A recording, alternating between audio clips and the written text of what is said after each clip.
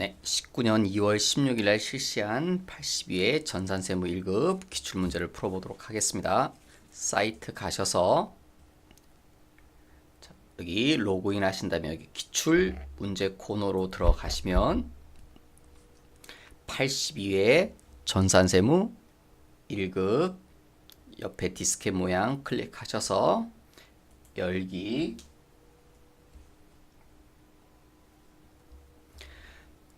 압축되어 있으니까 압축을 푸셔야겠죠? 압축 풀기. 압축을 푸시면 여기 노란색 폴더 3교시 안으로 들어가셔서 문제 설치 데이터 파일이 있죠? TAX 얘를 클릭하시면 문제가 설치될 겁니다. 그리고 들어오기 전에 여러분 요 한글 파일 하나 있죠? 설치는 이렇게라는 파일. 설치는 이렇게라는 파일 들어가셔서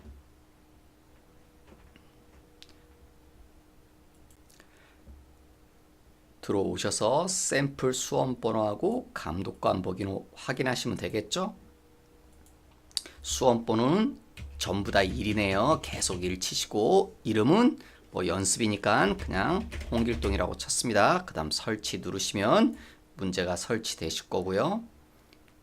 자, A형을 선택하시고 감독관 확인 번호는 1423이죠.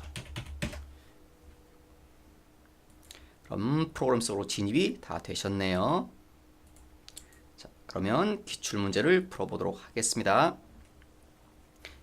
먼저 이론 문제부터요. 1번 회계 변경에 대한 설명이다. 올바른 것은 자, 정책의 변경. 자, 회계 변경이 있다. 회계 변경은 크게 정책의 변경과 추정의 변경으로 나눠지죠.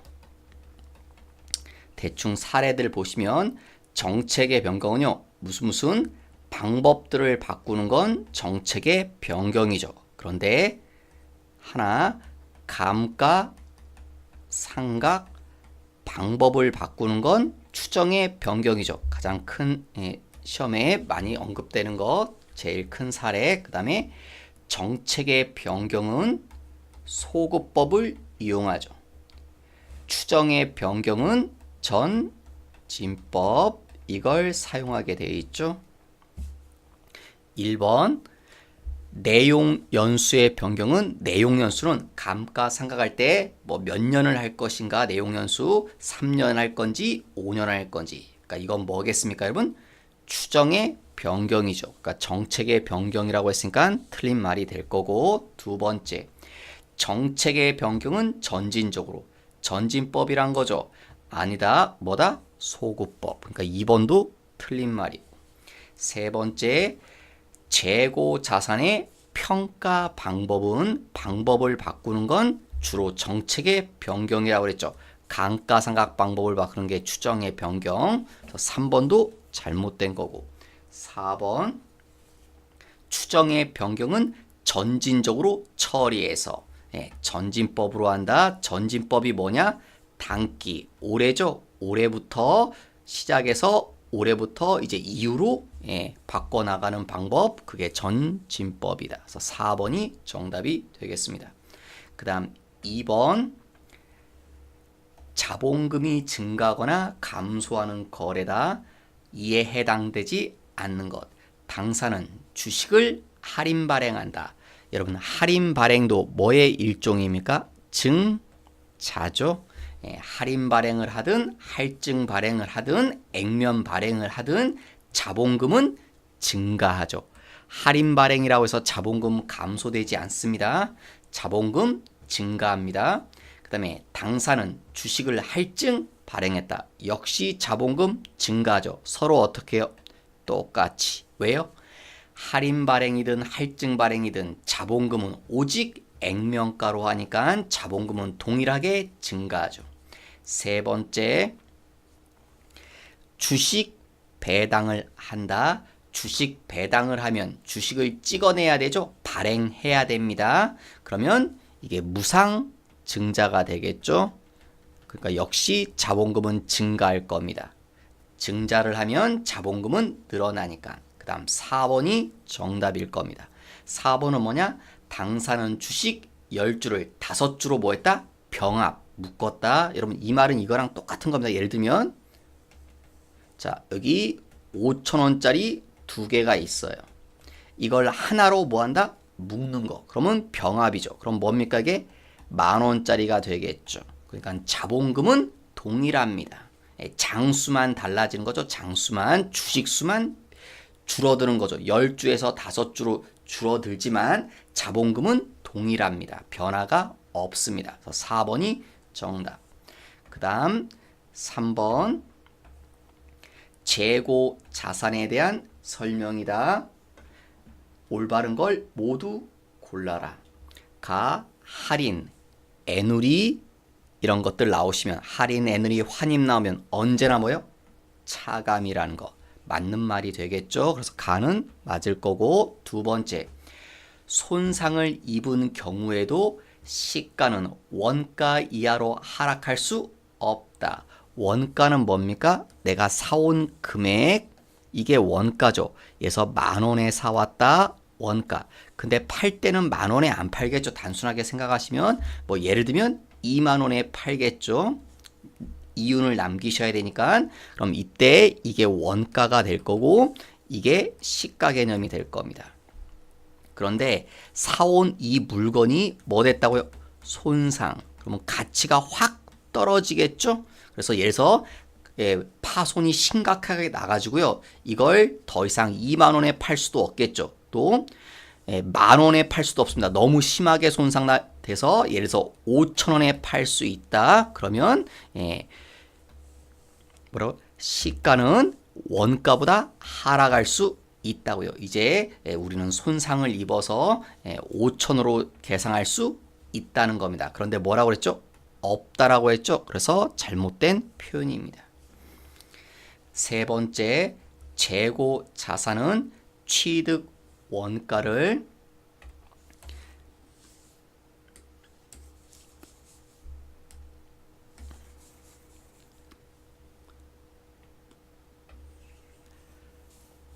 장부 금액으로 한다. 다만 시가가 취득 원가보다 낮은 경우에는 시가를 장부 금액으로 한다. 이 말은 뭡니까?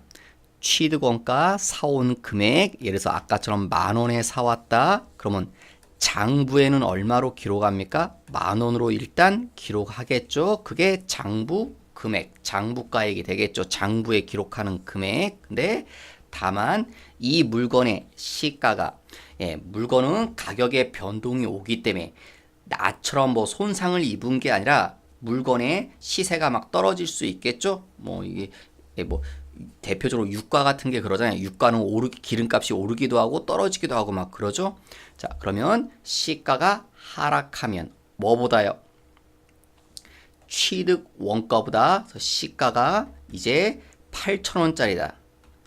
요즘 이 물건은 시세가 8,000원밖에 안 해요. 그러면 우리는 장부에 뭐라고 써 있어요? 10,000원짜리로 기록되어 있는데 시가가 8,000원으로 떨어지면 이 금액을 감액시켜야 되죠. 이걸 뭐라고 합니까? 재고, 자산, 평가, 손실이라고 하죠. 그래서 얼마를 감액하는 거예요? 2,000원을 떨어뜨리면 이제 새로운 장부가 8,000원이 장부가가 되는 거죠. 10,000원으로 기록되어 있는 걸 8,000원으로 기록을 바꾼다. 이걸 보고 뭐라고 합니까? 저가법이라고 하죠. 그래서 3번은 다는 맞는 말이죠. 그 다음 라 비정상이란 말 나오시면 정상은 원가로 비정상은 영업의 비용으로. 시험에 잘 나오죠. 이런 표현. 그래서 비정상이니까 원가로 포함되지 않고 맞죠? 비정상이니까 발생 기간의 비용으로 한다. 영업의 비용으로 한다고 그랬죠. 예, 비용으로 처리하네요. 그러니까 맞는 말이 되겠네요. 그러니까 나만 빼면 되니까 답은 4번이 정답이 되겠네요. 그 다음 4번 취득 원가와 감가상각비로 맞게 계상된 것은 자 차를 얼마에 사왔습니까? 5천만 원에 그 다음 취득세 등록 부대비용 이거 뭡니까? 예, 부대비용은 취득세나 부대비용 이런 거 다 뭐로 처리하게 돼 있습니까? 취득 원가로 처리하죠. 취득 원가로 처리한다는 건 그 물건 속에 포함시켜야 되죠. 그러니까 차는 얼마가 됩니까? 175만 원도 더해지겠죠. 그 다음 차량 구입 후에 타이어 교체하는 거. 자, 이런 걸 보고 우리 뭐라고 합니까? 수익적 지출이죠. 타이어 갈아 끼는 건 사소한 거죠. 그러니까 수익적 지출은 그냥 무슨 처리하는 겁니까? 비용.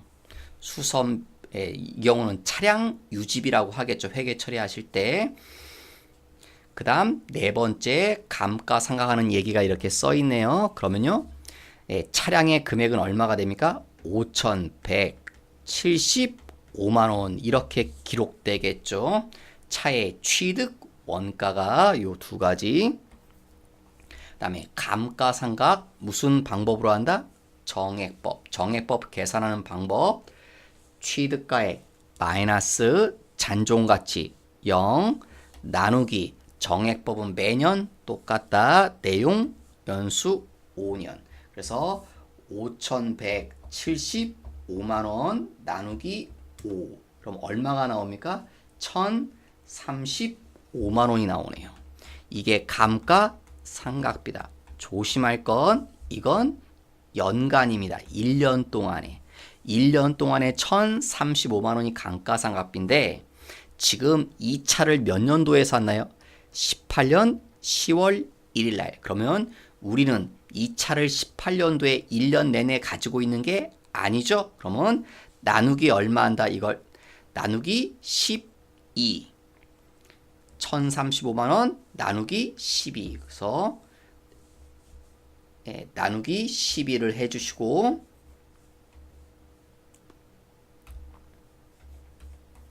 그 다음 이 차를 우리가 올해는 몇 년 동안 탄 겁니까? 10월 1일부터니까 10월, 11월, 12월 3개월 이용했죠. 그래서 12분의 3. 3개월만 감가상각비를 계산하셔야 되니까 나누기 12 하면 한 달에 감가상각비가 나올 거고 그래서 3개월 치니까 곱하기 3을 한 겁니다. 그래서 1,035만 원 곱하기 12분의 3.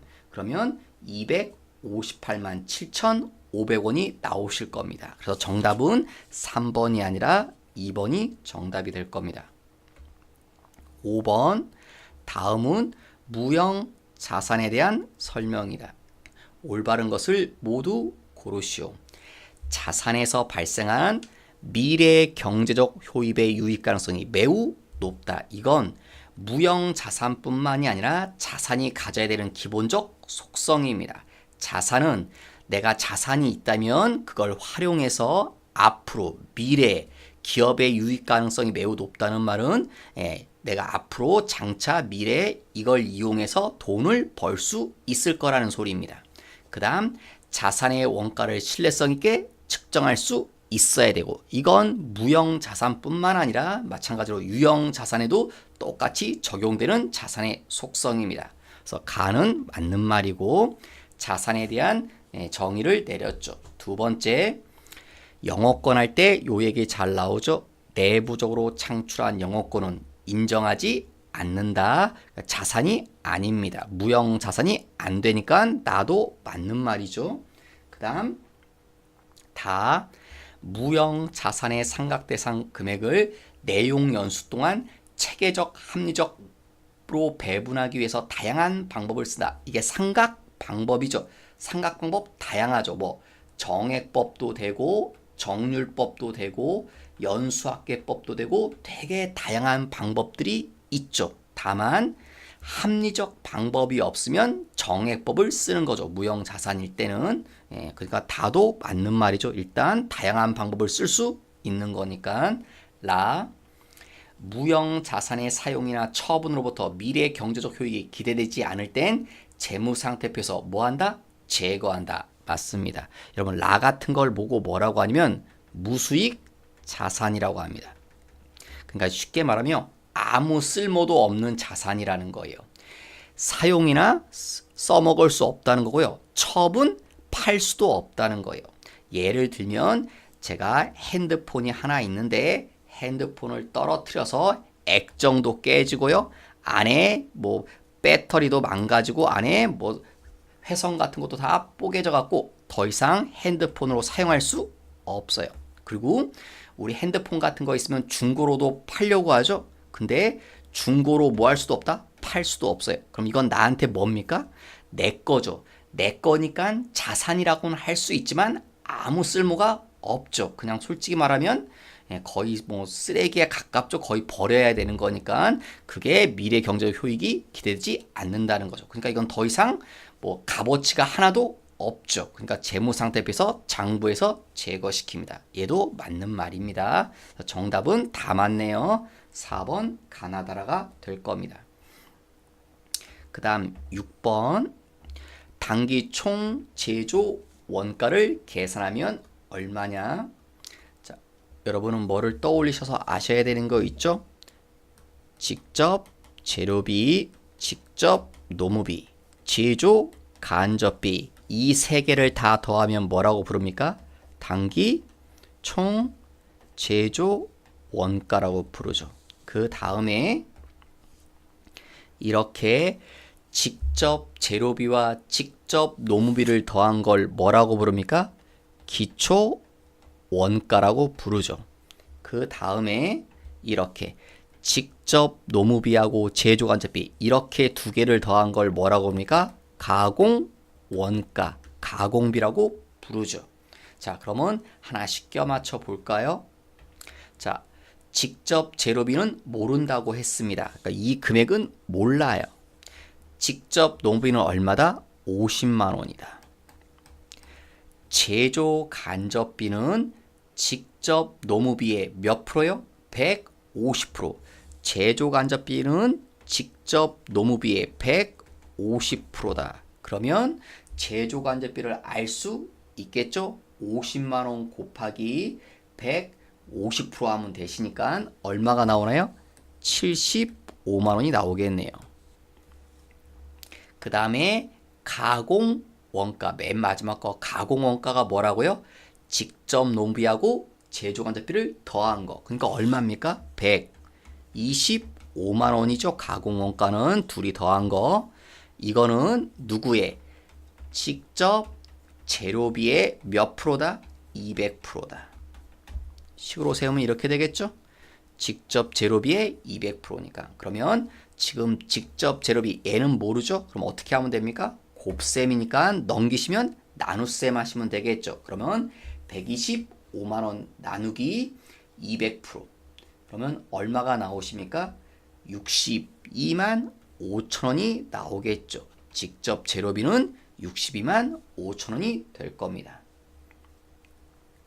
그러면 질문은 뭡니까? 당기총 제조원가 요거죠. 세 개 다 알아냈죠. 얘는 얼마다? 62만 5천 원 직접 재료비. 그러면 직접 노비는 50만 원, 제조 간접비는 75만 원. 저 세 개를 다 더하시면 되니까 다 더하면 187만 5천 원이 나오시겠네요. 다음 7번. 7번은 총 변동비 비례 단위당 변동비 일정 총 고정비 일정 단위당 고정비 반비례 요 네 가지 잘 나오죠. 자, 동그라미 1번 총 고정비는 변함이 없다. 요 말이죠. 맞는 말이네요. 그 다음 2번 단위당 변동비는 일정한 값을 갖는다. 단위당 변동비는 일정하다. 단위당 변동비는 일정. 맞죠? 2번도 맞는 말. 3번 단위당 고정비는 뭐라고요? 반비례. 근데 비례한다고 그랬죠. 그러니까 3번이 잘못된 말이겠네요. 4번은 요 얘기죠. 총 변동비는 비례 맞는 말이네요. 그래서 3번이 잘못됐습니다. 그 다음 8번 평균법에 의해서 단기 제품 제조 원가가 다음과 같을 때 선입선출법을 적용할 경우와 비교해서 올바른 것은 이거 계산 문제 아닙니다. 여러분 선입선출법과 평균법이 있는데 누가 더 쉽다? 평균법이 더 쉽다. 대신 단점, 정확도가 떨어지죠. 선입선출법이 더 힘든 방법이지만 정확도가 더 높죠. 그런데 평균법, 선입선출법은 왜 차이가 생기는 거다? 기초 제공품 때문에 차이가 생기는 겁니다. 그래서 이게 눈에 띄었다면 뭐가요? 기초 제공품이 없다는 사실이 눈에 띄었다면 기초 제공품이 없다고 그랬죠? 그럼 뭐가 됩니까? 평균법으로 계산하나 선입선출법으로 계산하나 결과는 동일하죠. 왜냐하면 기초 제공품 때문에 차이가 생긴 거기 때문에 없으니까 결과는 동일합니다. 그러니까 맞는 말이죠. 2번 틀렸죠. 동일합니다. 똑같습니다. 4번 기말정품은 작아지는 게 아니라 변함이 없습니다. 동일합니다. 3번 가공비 발생액은 80만 원입니다. 이건 조금 풀어봐야겠는데 답을 알았으니까 굳이 풀 필요는 없죠. 1번이 답이라는 거. 그러니까 이거 계산 문제 아니죠. 그런데 저희는 연습 삼아서 해봐야겠죠. 그래서 풀어보겠습니다. 답은 1번인데 가공비가 80만 원이 맞는 건지 한번 풀어는 봐야겠죠. 자, 풀어볼게요. 자, 먼저 뭘 그립니까? T계정, 기초, 착수, 완성, 기말. 자, 기초 제공품이 0이니까 그냥 편하게 평균법으로 풀게요. 빵개, 착수, 만개. 완성, 7,000개, 기말, 3,000개. 기말의 완성도 30%, 0.3, 1이 50%네요. 0.5. 1이 50%만큼 반 딱 하고 말았다는 거죠. 반하다 만물건. 그 다음에 자, 여기 재료비, 환산량, 가공비, 환산량. 자, 여기 얼마다? 무조건 1이다. 왜요? 완성됐기 때문에. 그러면 여기는요. 마지막에 재료는 초반에 투입된다. 여러분 얘는 1이 50% 반이나 했죠? 그러면 재료비는 다 들어갔겠죠. 초반에 다 집어넣었다고 했으니까 가공비는 일정하게 1이 진행되는 만큼 들어갑니다. 1이 몇 프로 진행됐다고요? 50%. 그러면 가공비도 50% 투입되겠죠. 그럼 곱셈 이렇게 곱하면 7,000. 이렇게 곱해도 7,000. 이렇게 곱하면 3,000. 이렇게 곱하면 1,500. 더하시면 10,000, 더하시면 8,500개. 자, 그래서 저 10,000개를 뭐라고 합니까? 재료비, 환산, 양. 이건요, 8,500개는 가공비, 환산, 양. 두 개 구했죠? 그 다음 이제 뭐 합니까? 3단계. 3단계는 뭡니까, 여러분? 3단계는 공간이 없어서 요거 지운 다음에 할게요. 총 원가를 구하는 거죠. 3단계 전체 원가 총 원가. 먼저 재료비의 총원가. 자, 평균법으로 하면 작년에 쓴 재료비와 올해 쓴 재료비를 더하는 거죠. 그런데 작년도에 들어간 재료비는 없죠. 어떻게 합니까?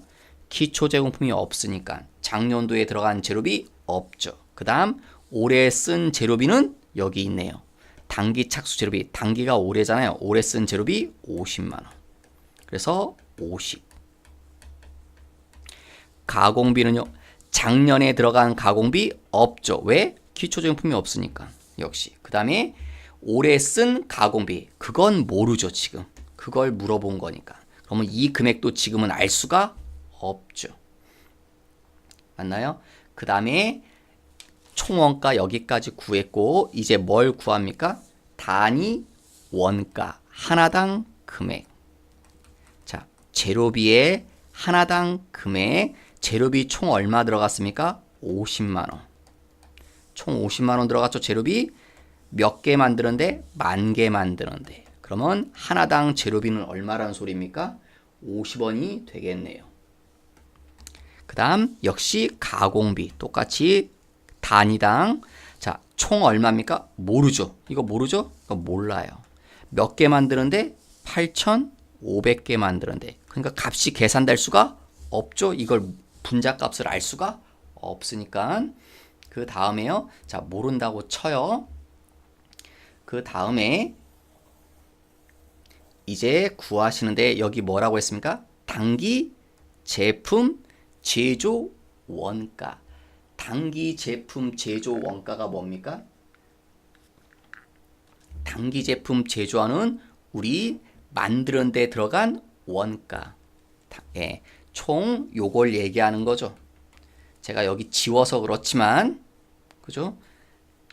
예, 요게 기말 제공품 원가고 이게 완성품 원가죠. 요 줄이 다 만든 물건이 단기 제품 제조 원가죠. 그러면 몇 개요? 7,000개.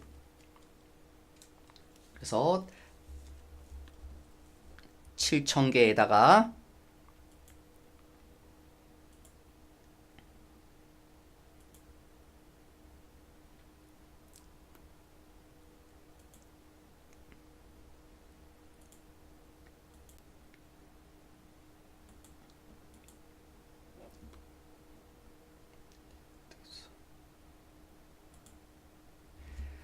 7,000개에다가 재료비 얼마요? 하나당 50원.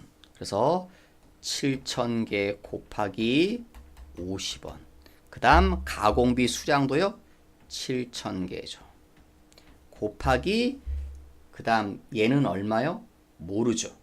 얘는 얼마인지 모르죠. 지금 예, 요 금액이죠. 하나당 가공비 이렇게 들어가는데 이 금액을 모르죠. 그래서 이걸 잠시 X라고 놓을게요. X. 그러면 이게 단기 제품 제조 원가가 되는 겁니다. 이 금액들을 다 더했더니 얼마가 나온대요? 105만 원이 됐대요. 예, 단기 제품 제조 원가. 이게 단기 제품 제조 원가니까. 그러면 X 값을 계산할 수 있겠죠? 7,000개 곱하기 50원. 그럼 얼마가 나옵니까, 여러분?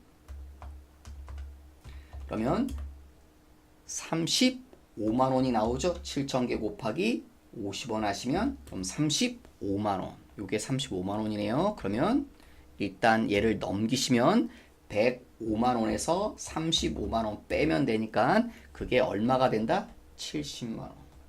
즉 이 값이 70만 원이 돼야 되네요. 7,000개 곱하기 X가. 그러면 X는 얼마라는 소리입니까? X는 100원이 돼야겠죠. 그래서 요게 100원입니다. 그러면 요 분자값 물음표 값도 구할 수 있겠죠? 이게 100이 돼야 되니까 얼마가 돼야 되나요? 85만 원이 되겠죠? 그래서 요게 85만 원이 될 겁니다. 그러니까 이 자리도 얼마가 됩니까? 이 값이 여기 분자로 온 거죠. 그래서 85만 원이 되겠죠. 이 값이 얘죠. 그래서 가공비는 85만 원이네요. 80만 원이 아니라. 그래서 3번은 계산해 보시면 80만 원이 아니라 85만 원이란 거 알 수 있죠. 근데 지금 문제는 연습 삼아서 풀어보긴 했지만 조금 연습을 많이 해보셔야 될 겁니다. 계산 문제라서.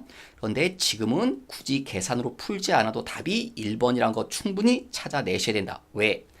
기초 제공품이 없기 때문에 평균법으로 하든 선입선출법으로 풀든 결과는 동일하게 나온다. 그래서 1번이 정답입니다. 그 다음 9번. 세무상사는 직접 노동시간에 의해서 제조간접비를 예정 배부하고 있다. 단기의 제조간접비 예산액은 200. 네, 예정 배부 율 이거 어떻게 계산하나요? 제조 간접비 예산을 기준 조업도로 나누시면 예정 배부율이 나오죠. 이 예정 배부율에다 곱하기 실제 조업도 이렇게 하시면 이게 뭡니까? 예정 배부액이 되죠. 그럼 이 예정 배부액하고 비교하는 거죠. 누구랑? 실제 제조 간접비와. 그러면 이 차이가 배부 차이가 되죠. 여러분 머릿속에 이 윤곽이 먼저 그려지셔야 됩니다. 문제를 다 읽고 푸시려면 잘 안 풀릴 겁니다. 여러분 머릿속에 이렇게 떠오르시고 갖다 껴 맞춰야 됩니다. 그러면 자, 껴 맞춰 볼까요? 예, 분자값이 얼마란 겁니까? 여기 나왔죠. 제조 간접비의 예산액. 그래서 이게 200. 그다음에 기준 조업도 몇 시간? 100만 시간. 왜냐면 뭘 기준으로 배부해요? 직접 노동 시간이 기준이라고 그랬죠. 그러니까 이게 직접 노동 시간이라는 거죠. 그러면 얼마가 나옵니까? 예, 배부율은 2원이 되죠. 그럼 얘도 2원이 되겠죠. 요게. 그다음에 실제 조업도, 실제 여기선 뭐가 기준이라고요? 직접 노동 시간. 그러니까 실제 조업도란 말은 실제 직접 노동 시간이라고 똑같은 말이 되겠죠. 실제 직접 노동 시간 몇 시간 일했다? 150만 시간. 요게 150만이래요. 그러면 2랑 곱하니까 예정 배부액은 300만 원 나오겠죠. 그럼 얘도 얼마다? 300만 원. 그 다음에 예, 제조간접비, 실제 제조간접비는 얼마다? 여기 써있죠. 제조간접비 실제 발생액 307만 원. 자, 이 둘의 차이가 배부 차이다. 얼마 차이 납니까? 7만 원 차이 나네요. 그러니까 3, 4번은 틀렸고 이제 1, 2번 중에 과소배부, 과대배부.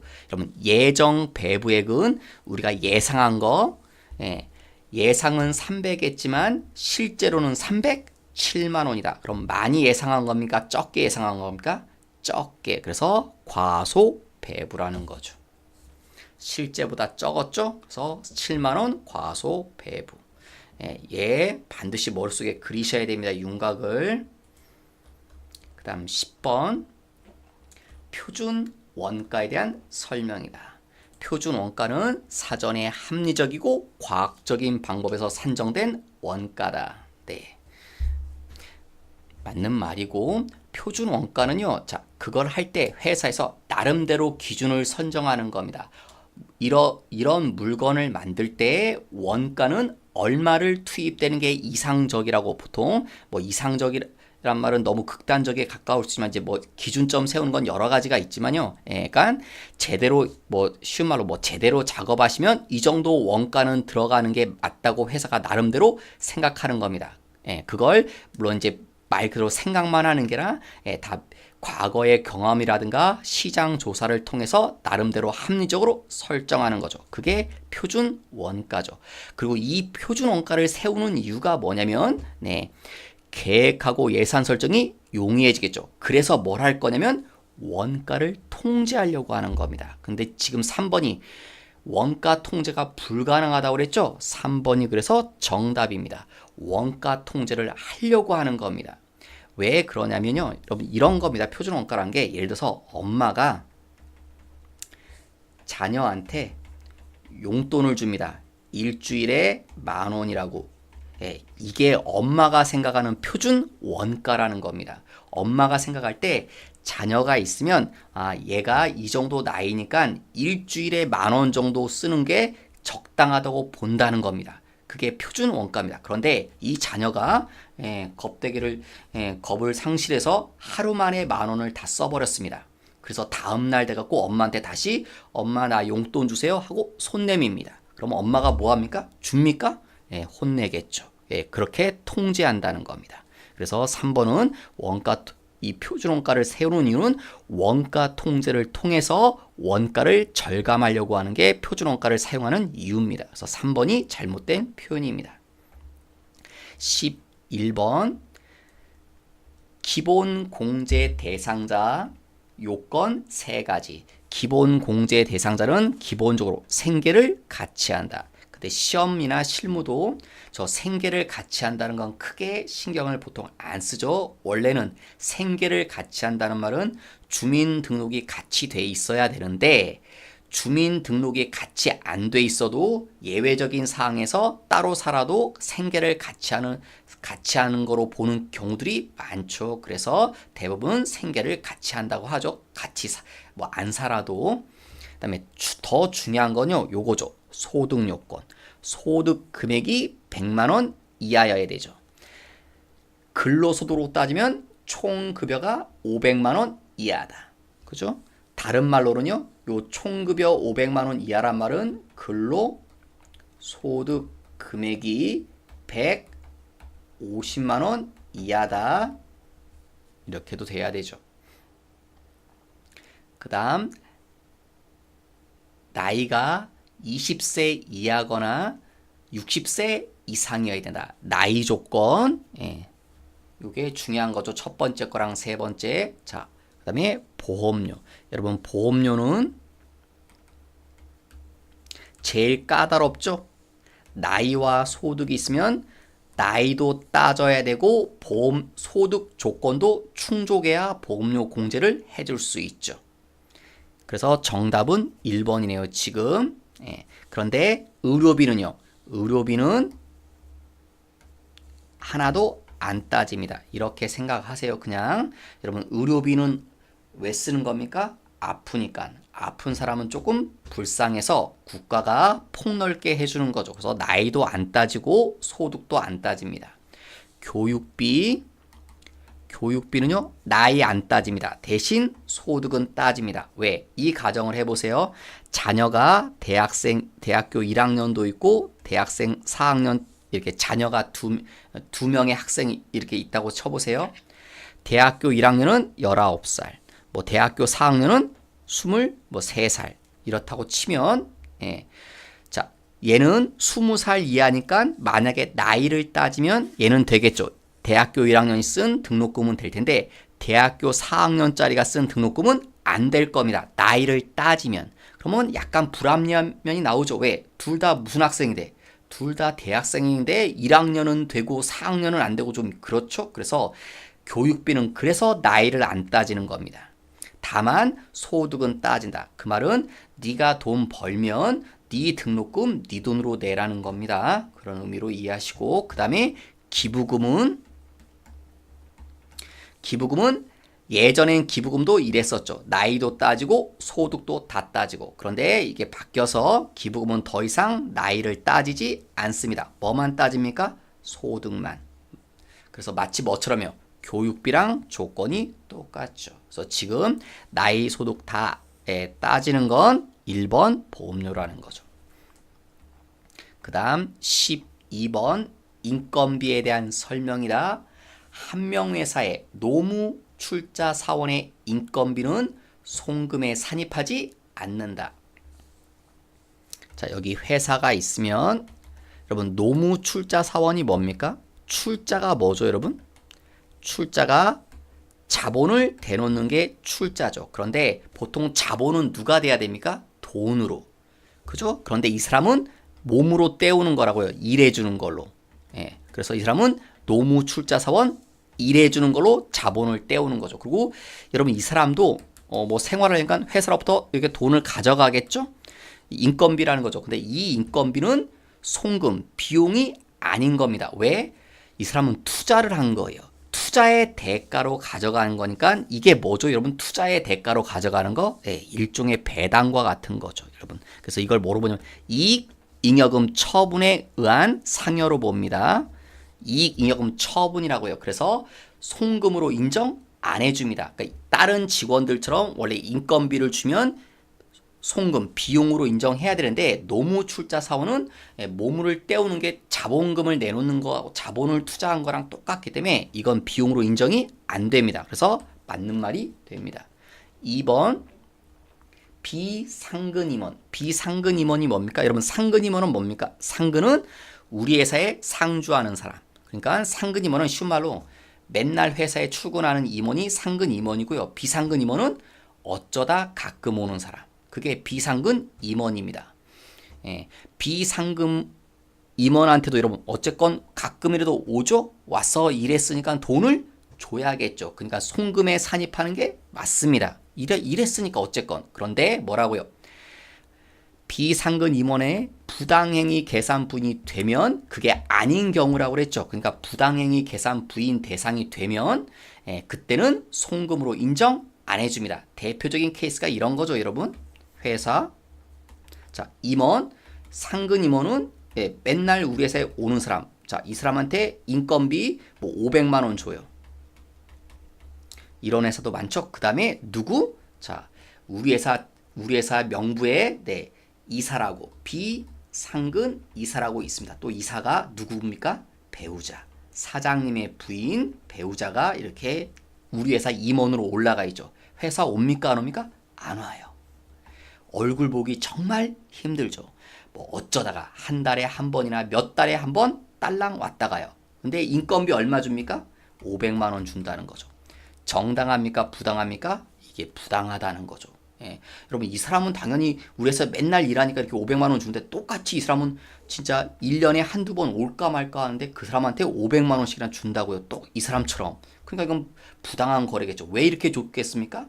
예. 자기 배우자라고 하잖아요. 그러니까 이런 건 가끔 뉴스 보면 막 나오죠. 자기 배우자라든가 자녀 같은 거 그냥 회사 명부에다 직원이라고 이름만 올리고 뭐 인건비 막 주고 막 이러죠. 그러니까 그런 건 당연히 인정해 줄 수 없겠죠. 그러니까 그런 경우를 뺐으면 그런 경우가 아니라면 정당한 거로 봐서 송금 비용으로 인정해 줍니다. 그러니까 이것도 맞는 말이 되겠죠. 3번 법인이 임원에게 지급하는 상여금은 보너스죠. 그런데 여러분 회사가 누구한테 상여금 준다고요? 임원한테. 그리고 또 누구? 직원, 일반 직원한테. 여러분 직원한테 상여금 주는 건 전액 비용입니다. 전액 비용이란 말을 뭐로 써주면 됩니까? 송금입니다. 다 인정해 줍니다. 그런데 임원한테 상여금 주는 건요. 이건 여러분 임원들은 회사의 영향력이 세죠. 그리고 임원 속에 누가 들어가요? 사장님은 언제나 임원이죠. 그러니까 임원들한테 줄 때는 반드시 뭐예요? 규정에 의해서만 주게 돼 있습니다. 규정을 초과한 거는 송금으로 인정해 주지 않습니다. 규정 이내만 송금입니다. 이건 임원들에 대한 제재입니다, 여러분. 왜냐하면 임원들은 그만큼 뭐 회사를 잘못하면 자기 마음대로 주무를 수가 있죠. 그래서 여기 기준 금액을 초과한 건 송금에 산입하지 않는다. 맞는 말입니다. 규정 이내만 송금으로 인정해 줍니다. 직원들은 그런 거 필요 없습니다. 직원들은 규정이 있든 없든 다 송금입니다. 그 다음 4번. 4번이 뭐냐? 쉬운 말로 성과금입니다. 성과금. 이게 뭐 성과 배분 상여금이라고 되어 있죠. 성과금을 얘기하는 겁니다. 성과 배분 상여금은 송금입니다. 원래 성과금 뭐 보너스죠. 일종의 성과금 송금으로 인정해 줍니다. 그런데 뭐는 안 된다는 거예요. 이 처분에 의한 상여금은 송급하지 않고요. 송금 불산입니다. 그러니까 비용으로 인정 못 해준다는 소리입니다. 그러니까 4번이 잘못된 겁니다. 이게 예전에는 됐습니다. 이게 18년도에 개정돼서 그러니까 그 전에까지는 18년도 2월까지는 아마 2월 달에 개정됐을 텐데 그때까지는 이런 케이스도 송금으로 인정해줬지만 더 이상 인정해주지 않습니다. 여러분 회사가요 직원들한테 이렇게 성과금 주면 어떻게 회계 처리하면 됩니까? 대변의 현금 얼마 차별은요 뭐라고 합니까? 뭐 급여 얼마죠. 급여나 상여금이나 어떻게 다 인건비니까 그러면 회사는 뭐라고 회계 처리한 겁니까? 비용으로 회계 처리한 겁니다. 그러면 세법도 인정해 줍니다. 이러면. 근데 이렇게 했다는 소리가 아닙니다. 지금 얘는 어떻게 했다고요? 이 처분에 의한 성과배분 상여금. 그건요. 돈 줬다. 얼마 뭐로요? 이거로요. 이 잉여금으로 줬다는 겁니다. 여러분 이익잉여금으로 가져가는 게 뭐가 있나요? 여러분 이익잉여금으로 해가지고 돈을 가져가는 사람들은 누가 가져가는 거죠? 주주가 가져가는 거죠. 이렇게 가져가는 경우는 주주들이 가져가는 겁니다. 뭘? 배당으로. 현금 배당. 이렇게 가져가는데 여러분 주주들이 자기들이 배당으로 가져갈 때 주주들이 일종의 우리만 자기들만 가져가는 게 조금 그러니까 직원들한테도 이렇게 조금 나눠주는 겁니다. 이 잉여금으로 이렇게 돈을 조금 일부 주는 겁니다. 그동안 수고했다고. 그러면 이 잉여금은 자본 중에 하나죠. 그러니까 뭐가 아닙니까? 비용이 아니죠. 그러면 이거는 인정해주지 않습니다. 회계 처리를 그렇게 하지 않았으니까 이건 송금으로 인정 안 됩니다. 이러면 이걸 인정받고 싶으면 이렇게 해야 됩니다. 회사가 회계 처리도 이렇게 하시는 거고요. 급여 연말 정산 속에도 다 집어넣고 그렇게 하셔야 된다는 소리입니다. 그래서 4번은 잘못된 표현입니다. 그 다음 13번 과세 표준. 과표. 자, 판매하였다. 여러분 외상으로 팔건 현금으로 팔건 과표에 포함되죠. 이건 포함됩니다. 10월 15일자는 무슨 말이냐면 10월 15일자는요. 이게 회사고요. 자, 오픈마켓, 예를 들어서 G마켓 같은 경우입니다. 그리고 여기를 통해서 이렇게 소비자들한테 물건을 팝니다. 자, 매출이 얼마 발생했다고 이렇게 500만 원의 매출이 발생했습니다. 그러면 G마켓이요. 괜히 해주는 게 아니죠. 이렇게 중간 단기 다리를 얘네들이 수수료를 띱니다. 그러면 얘네들이 수수료를 띄기 때문에 결국 회사가 수수료 얼마를 줘야 된대요? 수수료 50만 원이다. 그러면 회사 입장에서는 결국 얼마의 돈이 들어오는 셈입니까? 450만 원의 돈이 들어오는 셈이죠. 500에 팔았어도 수수료를 줘야 되니까. 그러면 과세 표준 얼마에 대해서 부가세를 낼 거냐고요.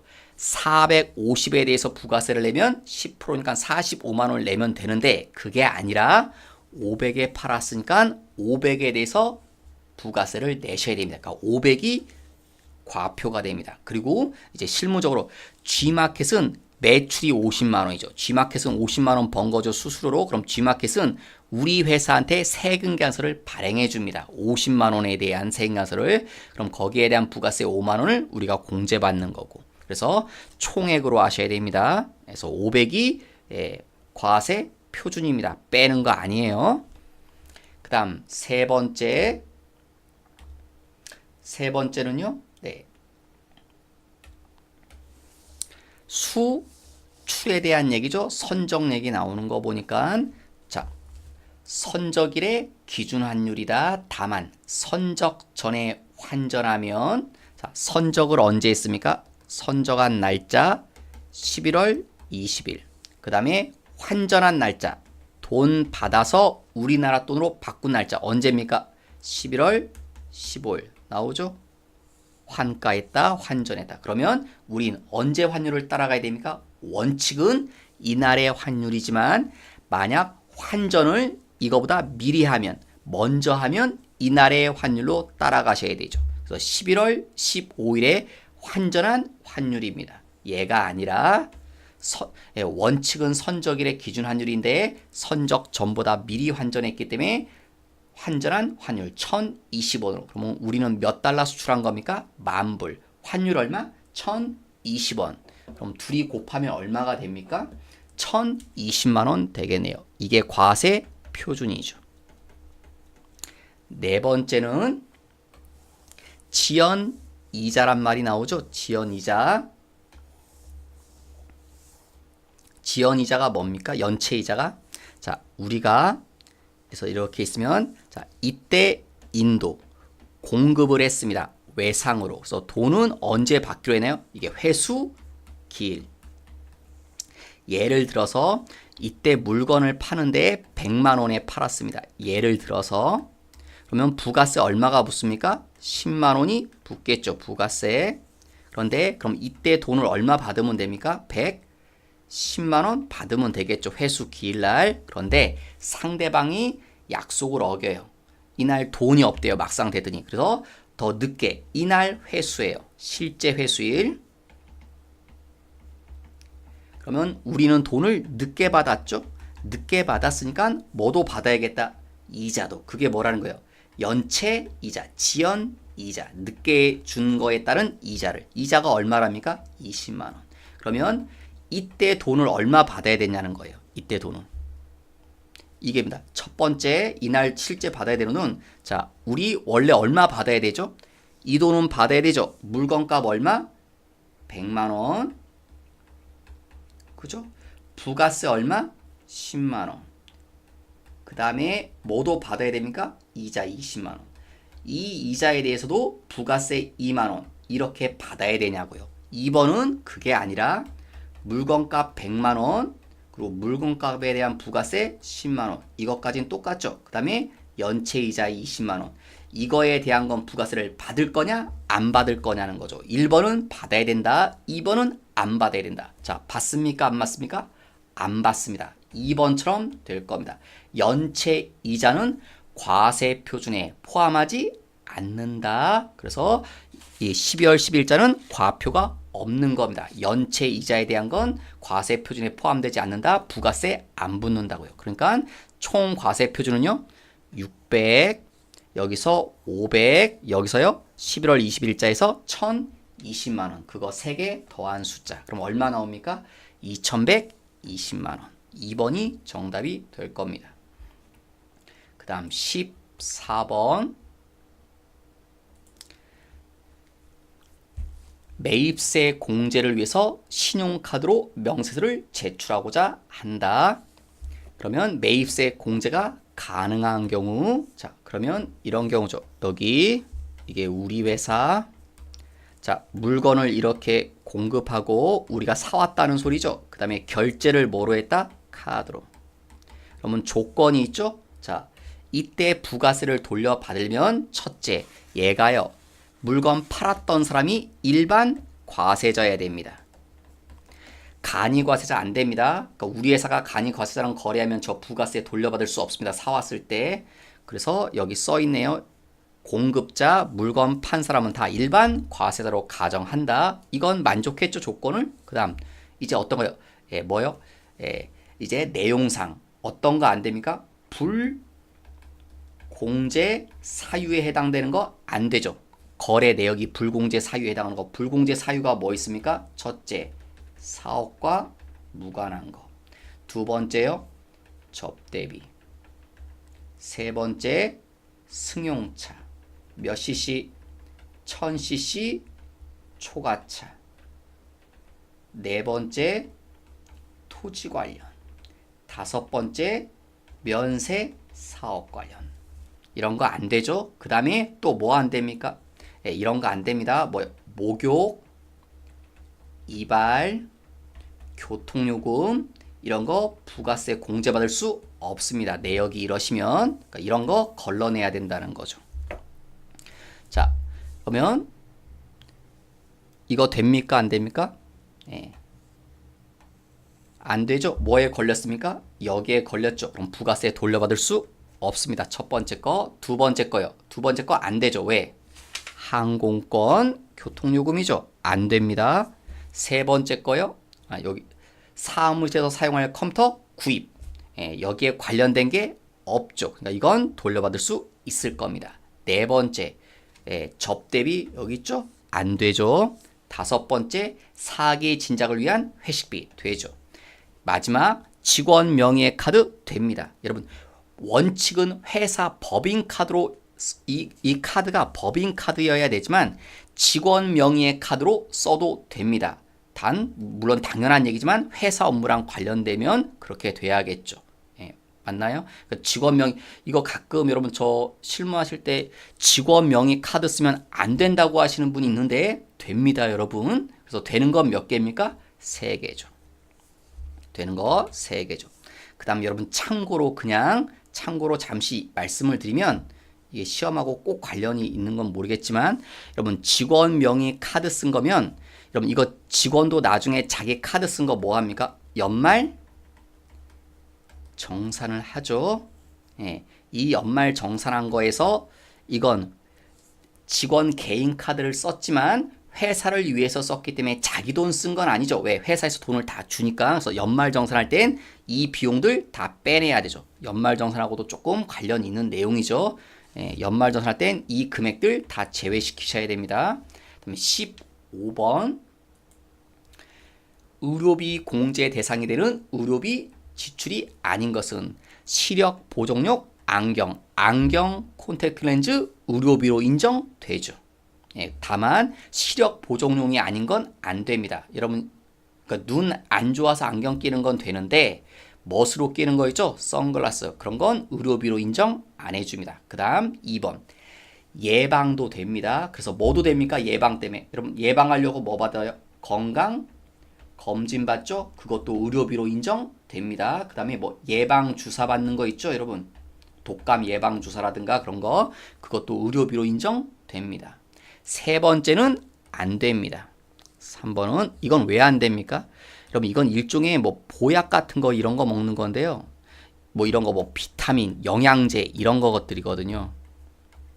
뭐 이런 것도 좋으면 좋겠지만 여러분 이런 건 안 해주는 이유가 뭐냐면 여러분 이런 건 만약에 3번을 해준다고 하면 이건 누가 많은 혜택을 보게 될까요? 여러분 이런 거 누가 사 먹을까요? 돈 있어야 사 먹죠. 그러니까 이건 주로 누가 혜택을 볼까요? 부자들이 혜택을 봅니다. 이런 건. 그래서 이런 건 해주지 않는 겁니다. 왜냐면 이러면 부자들이 세금 더 많이 깎는다고요. 그러니까 이런 건 해주지 않으려고 하는 겁니다. 4번 보청기 되죠. 귀 안 좋아서 끼는 거 보청기도 의료비로 인정해 줍니다. 뭐 휠체어 같은 것도 됩니다, 여러분. 그래서 정답은 3번이 됩니다.